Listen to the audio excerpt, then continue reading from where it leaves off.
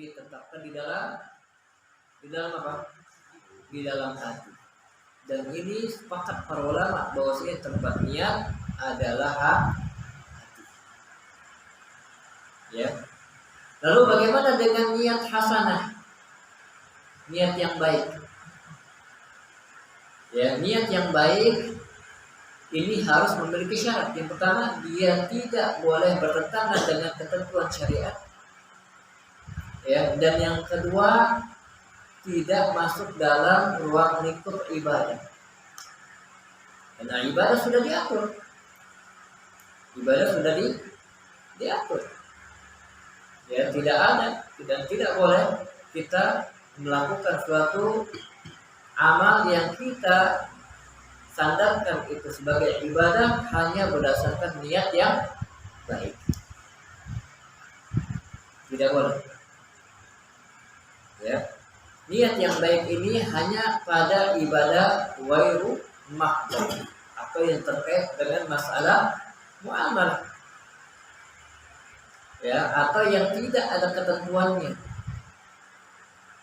Karena Nabi SAW mengatakan man sanna sunnatan hasanah falahu ajruha wa ajru man 'amila biha la yanqusu aw la yunqasu min ujurihim syai'an.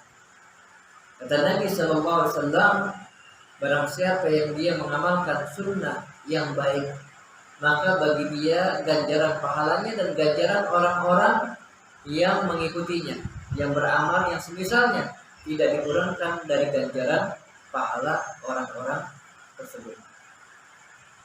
Ya.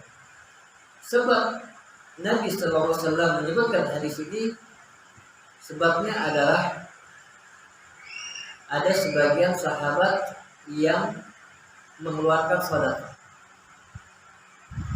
Yang mengeluarkan sedekah. Sedekah ini ibadah mahdhur atau ibadah ghair mahdhur? Ibadah ghair mahdhur. Apa perbedaan antara ibadah mahdhur dan ibadah ghair mahdhur? Ibadah mahdhur yaitu ibadah yang ketentuannya sudah ditentukan oleh syariat. Seperti misalnya sholat, ini ibadah mahdhur. Ketentuannya sudah jelas. Ya, dimulai dari takbir dan diakhiri dengan salam. Ibadah haji, ini ibadah mahdhur. Yang ketentuan tata caranya sudah ditentukan oleh syariat. Maka dari itu Nabi SAW mengatakan, khudhu anni manasikakum, ambillah dariku cara-cara haji kalian. Sudah ditentukan dan sudah dijelaskan kaifiyahnya, tata cara. Begitu juga dengan puasa Ramadan, ini juga termasuk ibadah mahdhur. Ya, waktunya kapan sudah ditentukan. Bagaimana caranya sudah ditentukan. Ya. Kemudian apalagi zakat. Ini juga ibadah mahdhur. Kapan seseorang itu mengeluarkan zakat? Kemudian ketentuannya bagaimana? Kemudian apa saja dari barang-barang yang dizakatkan itu? Sudah ditentukan. Tidak boleh ada apa? Tidak boleh ada ijtihad di situ. Ya, kecuali urusan-urusan ibadah yang sifatnya ghair mahdhur, yang tidak ada ketentuan seperti tadi sedekah. Sedekah ada enggak ketentuan syariat bahwasanya kita harus sedekah di hari Jumat saja, Ustaz? Ada enggak? Enggak ada. Ya, bahkan anjuran untuk bersedekah ini kalau bisa dilakukan sesering mungkin. Tidak hanya dikhususkan pada satu hari dalam seminggu itu. Kalau misalkan dia mengkhususkan, berarti dia telah menentukan sesuatu yang tidak ditentukan oleh syariat. Ya, tidak boleh. Ya, jadi sedekah ini adalah ibadah yang boleh yang tata caranya tidak ditentukan oleh syariat. Ya, maka dalam hal ini boleh kita berniat hasanah. Ya, asalkan tidak menyelisihi syariat Allah Subhanahu wa taala. Nah, kemudian jamaah sekalian, bahwasanya untuk faedah al-umur bi maqasidihha ini ada cabang-cabangnya. Ya, ada cabang dari faedah ini. Disebutkan di sini ada 4 cabang. Yang pertama cabang yang berbunyi al-ibratu fil uquli bil maqasidi wal ma'ani. Al-ibratu fil uquli bil maqasidi wal ma'ani. Yang menjadi patokan pada sebuah akad adalah tujuan dan maknanya. Contoh, aku hadiahkan barang ini kepadamu dengan kamu memberiku 100.000. Ini tadi ya sudah ada contohkan. Ya, di sini si pedagang itu menggunakan lafaz apa? Menggunakan lafaz hadiah. Secara hukum asal hadiah itu tidak apa? Tidak mengharapkan imbalan. Tidak disyaratkan adanya imbalan. Maka tahulah kita bahwa maksud dari si pedagang ini dengan kalimat hadiahnya yang dimaksud adalah apa? Jual beli. Saya jual. Ya, saya jual. Kenapa? Karena kaidah mengatakan al-ibratu bil uqul bil maqasid wal ma'ani. Yang jadi patokan pada akad-akad, apakah itu akad jual beli, apakah itu akad sewa menyewa, apakah akad hutang-hutang, yang menjadi patokannya adalah al-maqasid, tujuan dia dengan lafaz itu dan maknanya. Ya, karena setiap daerah itu memiliki apa? Ciri khas ungkapan sendiri-sendiri. Ya, yang tahu maksud dari ungkapan itu tentunya masyarakat setempat. Ya, tentunya yang tahu tentang ungkapan atau makna dari ungkapan itu adalah masyarakat setempat. Dan nanti di akhir kita akan bahas tentang masalah al-'adatu muhakkam. Ya, suatu kebiasaan itu bisa menjadi hukum. Itu masih jauh. Nah, kemudian cabang faedah yang kedua dari faedah ini, an-niyatu tukhassisul 'amma wa tu'ammimul khassa. Ya, lafaznya pendek-pendek. Niat itu dapat mengkhususkan yang umum dan mengumumkan yang khusus. Contoh, ucapan suami kepada istrinya, jika aku melihatmu masuk ke kamar, maka kamu tertalak. Sedangkan dia di rumahnya memiliki 3 kamar misalnya. Dia hanya menyebutkan lafaz yang umum. Kalau kamu masuk ke dalam kamar, maka kamu tertalak. Sedangkan yang dia maksud adalah kamar nomor 2. Misalkan di dalam hatinya dia mengatakan yang saya maksud adalah kamar nomor 2. Nah, ketika si istri ini masuk ke dalam kamar nomor 1 atau kamar nomor 3, maka dia tidak teranggap tertalak. Karena tujuan dia maksud dengan kamarnya itu adalah kamar yang khusus, yaitu kamar nomor 2. Ya, kamar nomor 2. Kemudian cabang faedah selanjutnya, al-aimanu mabniyatun 'alal aghradi la 'alal alfadhi. Yaitu sumpah itu dibangun di atas tujuannya dan bukan pada lafaznya. Contoh, orang yang bersumpah tidak akan menjual barangnya ke si A dengan harga 10.000. Lalu ia menjualnya ke si A dengan lebih murah atau lebih mahal. Ya, dia bersumpah, wallahi demi Allah, saya tidak akan jual aqua ini kepada si fulan 10.000.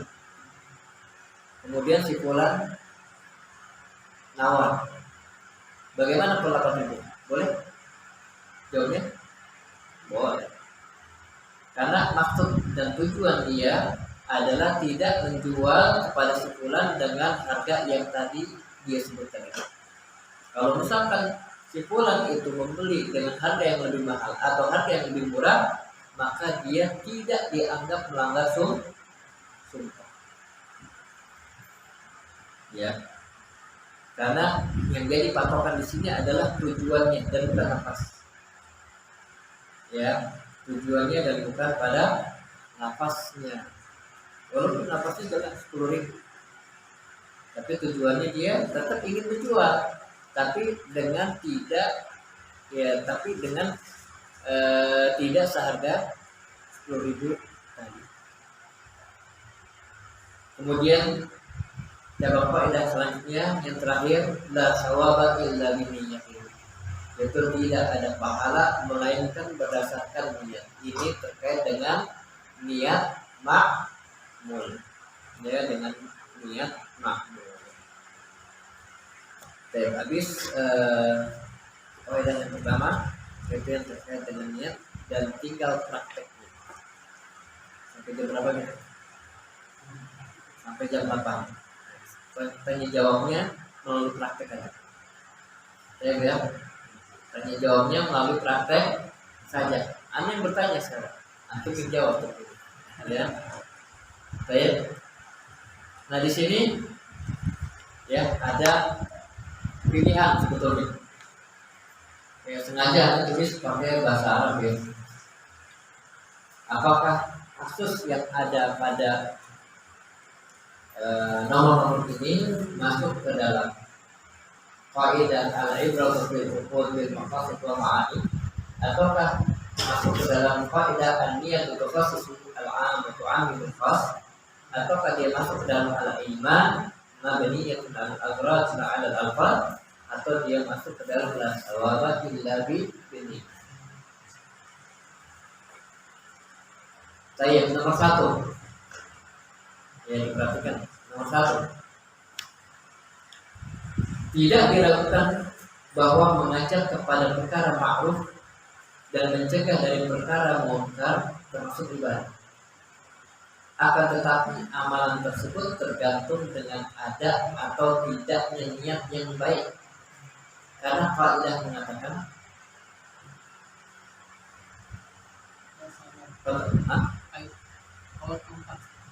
yang mana? La sawaba illa binniyatin. Tidak ada ganjaran pahala kecuali dengan berdasarkan niat.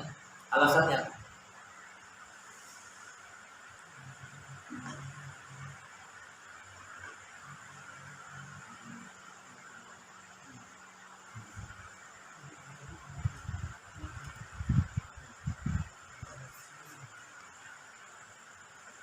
Di sini yang menjadi syahidnya apa di sini?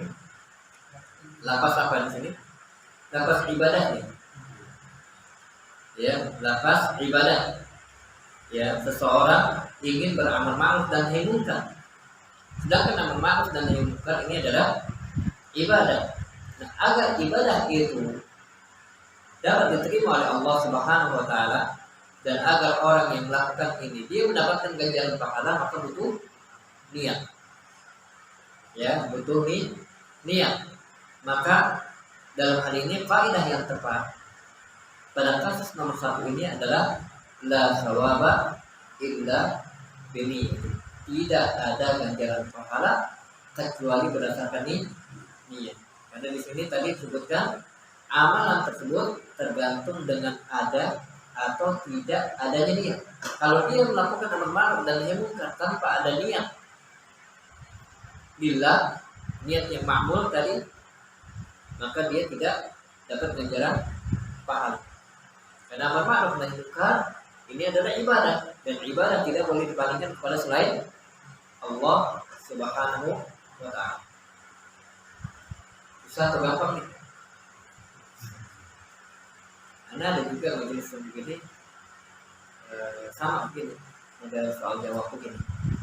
Karena ini majelis mikir. Ya, betul. Ada lagi mungkin nanti kalau sudah habis ini kita bahas usul fikih. Wah, beda kan nanti usul fikih. Majelis mikir. Ya, majelis mikir. Jadi selama ini kan antum cuma dengar gitu kan. Nah, ini majelis mikir. Nah, ada prakteknya. Dia langsung praktek. Tab nomor 2. Pertanyaan nomor 2. Seseorang membeli makanan. Dia mengatakan kepada penjual, "Pak, saya minta dibungkus 2." Statusnya tetap beli sekalipun kalimatnya minta. Hal ini karena kaidah mengatakan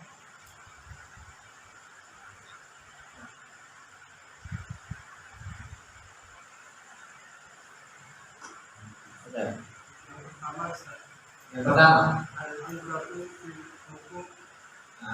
bil maqasid wal ma'ani. Ya, yang jadi syahidnya di mana? Alasannya?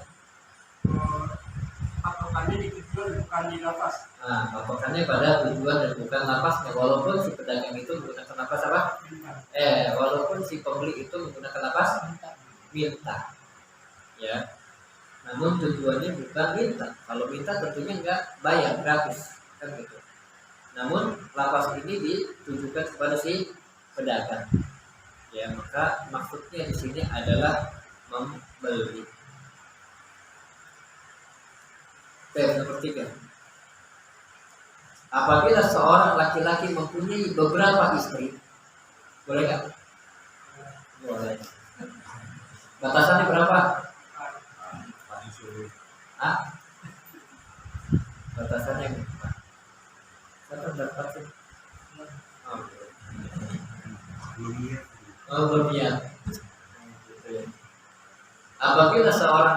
Apabila seorang laki-laki mempunyai beberapa istri dan ia berkata, seluruh istriku aku ceraikan, ketika mengucapkan lafaz tersebut dalam hatinya mengecualikan salah satu istrinya, maka berdasarkan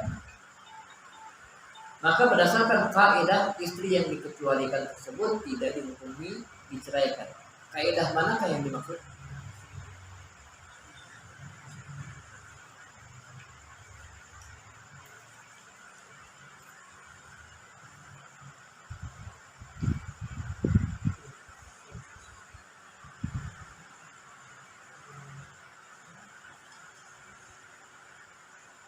Dia mengatakan, saya ceraikan kalian, cuma dalam hatinya kecuali sepulanan.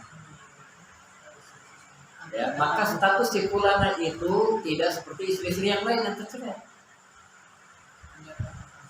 Kenapa? Kaidah yang tepat yang mana di sini? Kaidah yang kedua. An-niyatu tukhassisul 'amma wa tu'ammimu al-khass. Ya, yang namanya niat itu mengkhususkan yang umum dan mengumumkan yang khusus. Kemudian yang keempat, jika seseorang marah kepada orang lain, kemudian ia bersumpah untuk tidak membeli sesuatu dari orang yang dia marahi tersebut dengan harga $1, namun justru membelinya dengan mata uang real, maka dalam hal ini ia tidak melanggar sumpahnya dan tidak berdosa. Hal ini berdasarkan kaidah yang berbunyi al-aiman. Ya, al-aiman. Pada situ mabniyatun 'alal aghrab la 'ala al-fad. Yang namanya sumpah itu ya dibangun di atas tujuan dan bukan pada lafaznya. Ya. Yang nomor 5. Pada suatu kerjasama dalam bentuk akad mudharabah. Apa yang dimaksud dengan akad mudharabah? Bagi hasil dengan apa? Keuntungan dan kerugian ditanggung bersama. Ini namanya mudharabah. Ya.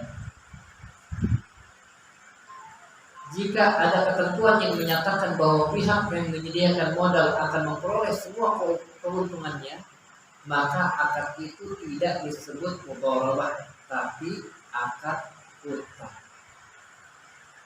Seseorang datang kepada orang lain dengan mengatakan, yuk kita bersama-sama usaha dengan akad mudharabah. Namun pada kenyataannya setelah berjalan berbeda dengan akad mudharabah tersebut. Semua keuntungan diambil oleh pemilik modal. Ya, semua keuntungan diambil oleh pemilik modal.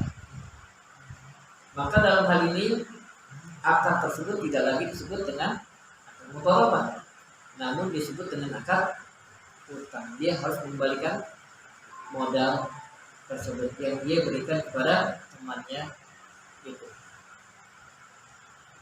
Walaupun lafaznya adalah lafaz mudharabah. Hah? Poin 1. Yang nomor 1. Nomor 1 benar. Apa nomor 1?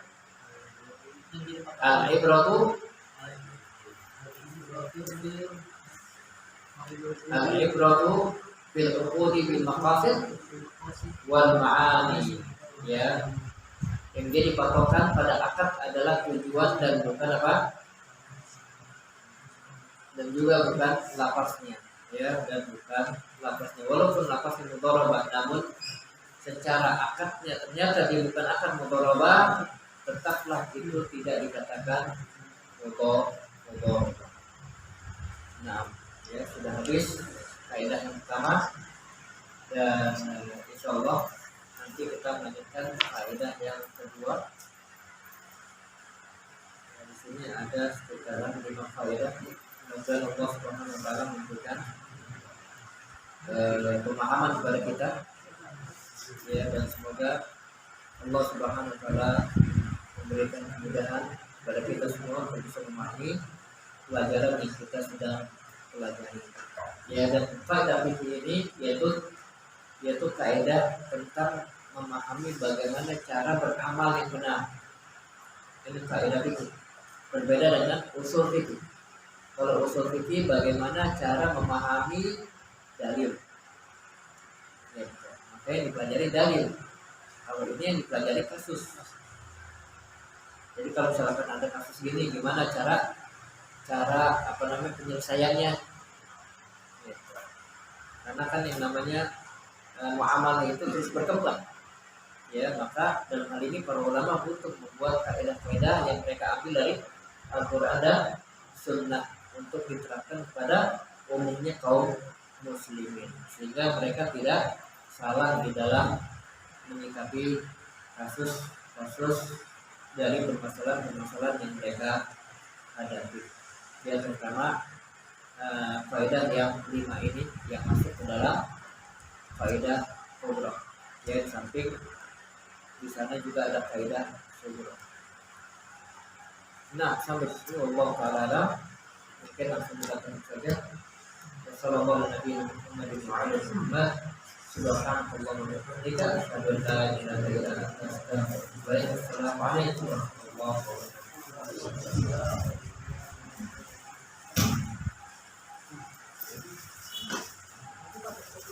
Assalamualaikum warahmatullahi wabarakatuh.